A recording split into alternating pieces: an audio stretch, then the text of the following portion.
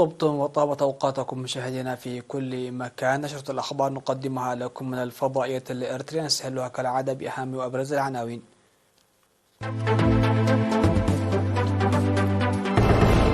إدارة الإقليم الأوسط تلبس أسر الشهداء عباءة الفخر والوقار وتقدم دعما ماليا. حل خلافات الأراضي المستمرة لأكثر من 70 سنة في مدينة دباروة. مدرسة وينا الفنية في نعفة تخرج 146 طالبا وطالبة. مالي تطلب من الأمم المتحدة سحب قوات حفظ السلام.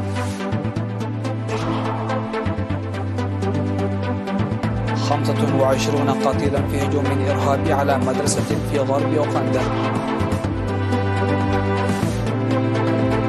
وإعصار بباراغواي يؤدي إلى أضرار مادية كبيرة غرب الهند. أهلا بكم إلى تفاصيل النشرة. نظمت إدارة الإقليم الأوسط اليوم 17 من يونيو في قاعة الإكسبو بمناسبة 20 من يونيو ذكرى الشهداء الأبرار لعام 2023. نظمت برنامجا لإلباس 8 أسر الشهداء عباءة الفخر والوقار وتقديم دعما ماليا. أسرتان من تلك الأسر دفعت كل منهما شهيدان، بينما دفعت كل أسرة من الأسر الست الأخرى 4 شهداء في سبيل الحرية وحماية السيادة. وينظم البرنامج هذا العام للمرة الثالثة على مستوى إدارة الإقليم الأوسط. وحضر المناسبة التي حفلت بفقرات فنية وثقافية مسؤولين وضيوف مدعوين، بينهم حاكم إدارة الإقليم الأوسط ومسؤول الشؤون التنظيمية بالجبهة الشعبية للديمقراطية والعدالة السيد يوسف الصائغ. أنجز أعضاء جمعية سيارات الأجرة في الإقليم الأوسط اليوم 17 من يونيو عدة برامج بمناسبة ذكرى الشهداء الأبرار، وقد نظموا في منطقة ميدمنت برنامج فني وثقافي عكس البطولات الإعجازية التي سطرها الأبطال، وبعد ذلك اتجهوا في موكب إلى خدمات نقل الدم الوطني مارين بطرق العاصمة أسمر الرئيسية، منظمين برنامجا آخر تبرعوا من خلاله 110 كيس دم. الجدير بالذكر أن الجمعية تقوم باستمرار منذ العام 2015 بتقديم 500 نعفة شهريا لكل واحد من أبناء 30 أسرة شهيد.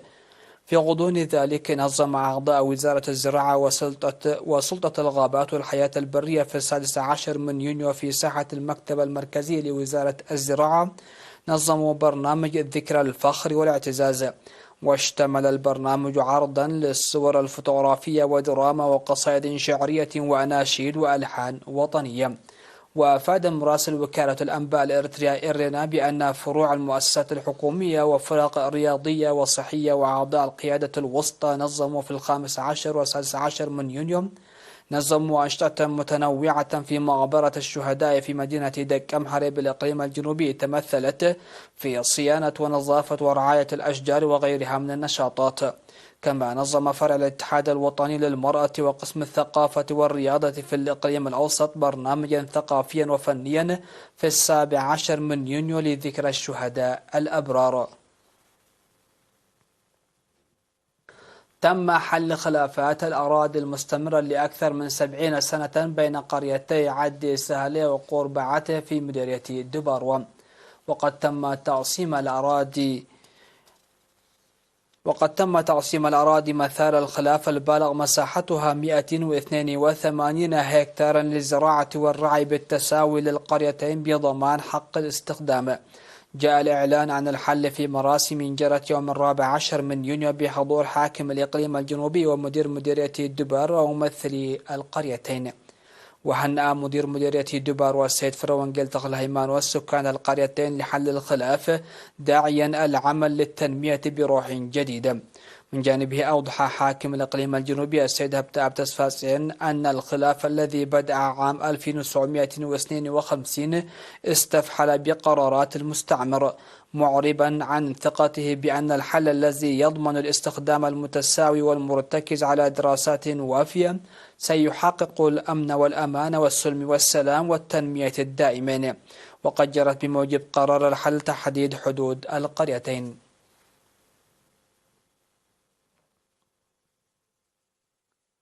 خرجت مدرسة وينا الفنية في نعفة 146 طالبا وطالبة يوم 13 من يونيو في مجالات الميكانيكا والخراطة والكهرباء والبناء والنجارة والحدادة. ودعا مدير المدرسة الأستاذ قال آب زرعوا في مراسم التخريج المتخرجين الذين تلقوا دراسة نظرية وتطبيقية لعامين المساهمة الجيدة في برامج التنمية والإعمار الوطني. وقال السيد برهاني رعايا من قسم التعليم المهني والفني في وزارة التعليم إن الحكومة تقوم باستثمار كبير لتنمية القدرات البشرية لبناء اقتصاد وطني على أساس أفق متين. وأكد ممثل الخريجين على العمل المتفاني في موقع العمل بالاستفادة من المعرفة المهنية المكتسبة. وأوضح المتخرجون بأنهم يعملون بقوة لتحسين حياة شعبهم المعيشية وازدهار البلاد.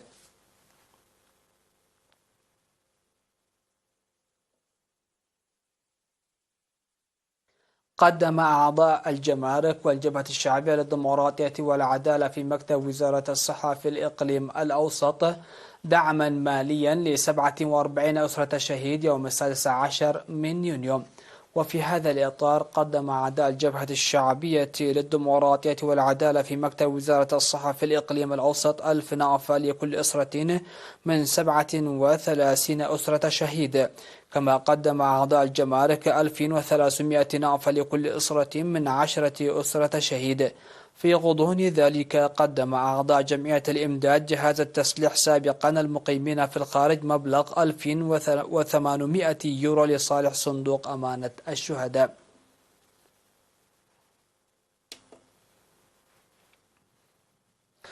فاصل قصير ومن ثم نعود لمتابعة الأنباء على الصعيد العالمي.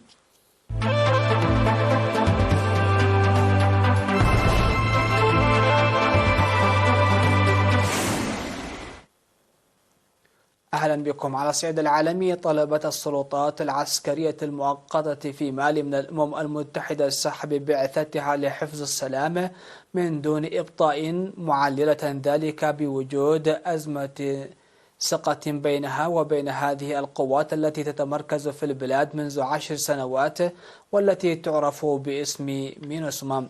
وقال وزير خارجية مالي عبد الله ديوب في كلمة أمام مجلس الأمن الدولي: للأسف يبدو أن بعثة حفظ السلام التابعة للأمم المتحدة في مالي أصبحت جزءا من المشكلة بتأجيج التوتر بين طوائف الشعب، ويتعين على أعضاء مجلس الأمن اتخاذ قرار بشأن تمديد مهمة البعثة بحلول 30 من يونيو الجاري.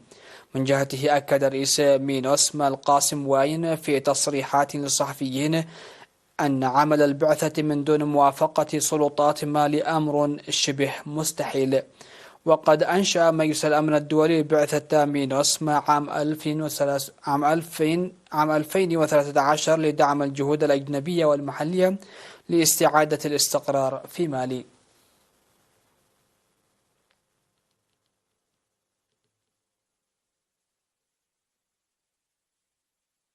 أعلنت الشرطة الأوغندية مقتل 25 شخصا على الأقل بهجوم مسلح على مدرسة في غرب أوغندا قرب الحدود مع جمهورية الكونغو الديمقراطية، في هجوم نفذته عناصر من القوات الديمقراطية المتحالفة، وهي جماعة أوغندية تتمركز في شرق الكونغو، وأعلنت مبايعتها لتنظيم الدولة الإسلامية.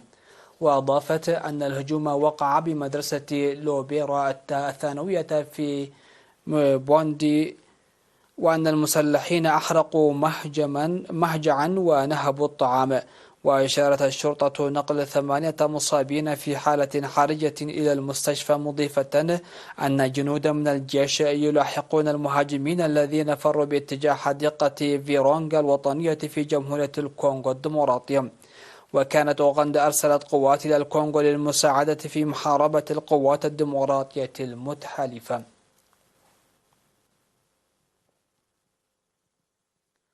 من جهة أخرى، أعلن مسؤولون هنود أن 22 شخصا على الأقل أصيبوا بعد ما ضرب الإعصار القوي بباراغواي المناطق الساحلية في ولاية غوغارات. وعملت القوات الوطنية لمواجهة الكوارث في جميع أنحاء المنطقة لمساعدة السكان على إزاحة الأشجار من الطرقات. وتوفي رجل وابنه في ولاية غوغارات حيث وصلت العاصفة إلى الشاطئ. وقال مسؤولون إنه بالإضافة إلى الشخصين اللذين لاقوا حتفهما فقد أصيب 3 آخرون بجراح في منطقة ديف بوهومي دواركا المجاورة. وأوضحوا أن العديد من فرق الإغاثة والإنقاذ في حالة التأهب، حيث تم إجلاء عشرات الآلاف من الأشخاص من منازلهم ونقلهم إلى مواقع آمنة في ولاية غوغارات.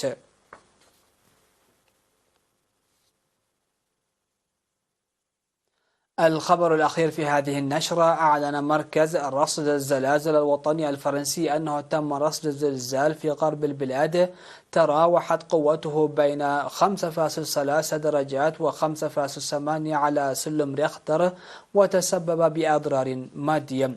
وشعر سكان جزء كبير من غرب فرنسا بزلزال هو الأقوى في البلاد منذ أوائل الألفية الجديدة، متسببا بأضرار مادية في المنطقة حيث سجل مركزه. وضرب الزلزال بين منطقتي لاروشيل ونيور وفقا لإحداثيات جغرافية وفرها BCSF وليناس، وشعر بآثاره خصوصا سكان مناطق رين وبوردو وليموج. يعود آخر الزلزال القوي الذي تشهده البلاد إلى أوائل الألفية الجديدة وفقا لجدول زمني أعدته وكالة فرانس بريس.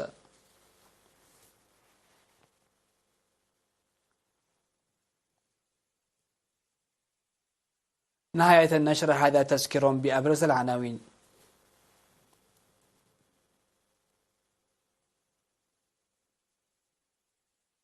إدارة الإقليم الأوسط تلبس أسر الشهداء عباءة الفخر والوقار وتقدم دعما ماليا. حل خلافات الأراضي المستمرة لأكثر من 70 سنة في مدينة دباروا. مدرسة وينا الفنية في نعفة تخرج 246 طالب وطالبة.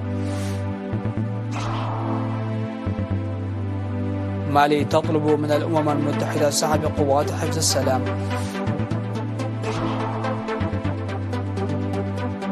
25 قتيلا في هجوم إرهابي على مدرسة في غرب أوغندا.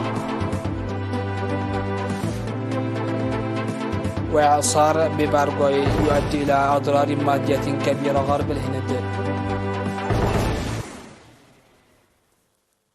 سادتي سيداتي، هكذا نكون قد وصلنا وإياكم إلى نهاية نشرة هذا المساء. شكرا لحسن الاستماع والمتابعة، ودمتم في أمان الله.